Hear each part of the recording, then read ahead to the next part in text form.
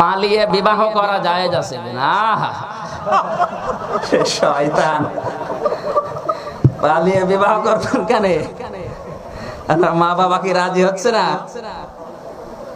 মা বাবাকে বলে করা লাগবে, কারণ তারা অনেক কষ্ট করে, তাদেরকে বলে করা লাগবে। আমার প্রশ্ন, বয়স 40 বছর, আমি কি বসে নামাজ পড়তে পারি? একটা প্রশ্ন, যে কোনো কাজে আমার মনটা ভালো রেখে আমি কি বাইরে যেতে পারি? এটা প্রশ্ন হচ্ছে, বসে নামাজ কি দাঁড়িয়ে যদি সক্ষম না হন আপনি বসে নামাজ পড়তে পারবেন। বসে যদি আপনি না থাকতে পারেন তাহলে শুয়ে পড়বেন ইশারায়, যে আমি এখন রুকু করছি, সিজদায় যাচ্ছি। এরপরও যদি না পারেন তাহলে আপনার নামাজ মাফ, কিন্তু চেয়ারে বসে নামাজ হবে না।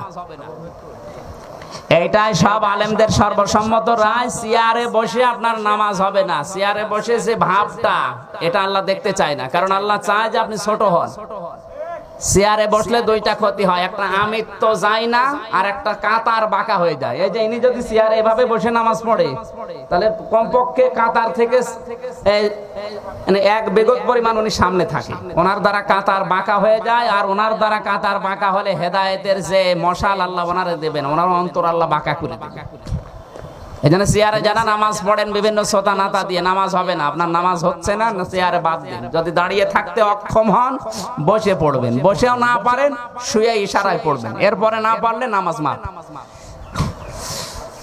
যে মুসল্লি হাত বুকে বাঁধে আমিন জোরে বলে, নামাজরত অবস্থায় হাত আঙ্গুল নাড়াতে থাকে, হাতের আঙ্গুল নাড়াতে থাকে এবং পায়ের সাথে পা লাগিয়ে দাঁড়ায়, এদের নামাজ সঠিক না জাল?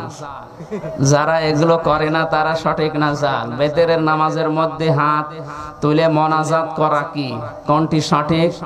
এবং সবাই একরকম নামাজ পড়ার ব্যবস্থা আছে কিনা তাও জানান, আমরা একই রকমের নামাজ পড়তে চাই। এই তো প্রশ্ন। নামাজের নিয়মটা হচ্ছে, নামাজের ফরজ এবং ওয়াজিব যদি ঠিক থাকে আপনার নামাজ আদায় হবে। নামাজের ফরজ 13টা, কয়টা? এর একটা যদি বাদ যায়, বাকি 12টা আদায় করেছেন, আপনার নামাজ হবে না।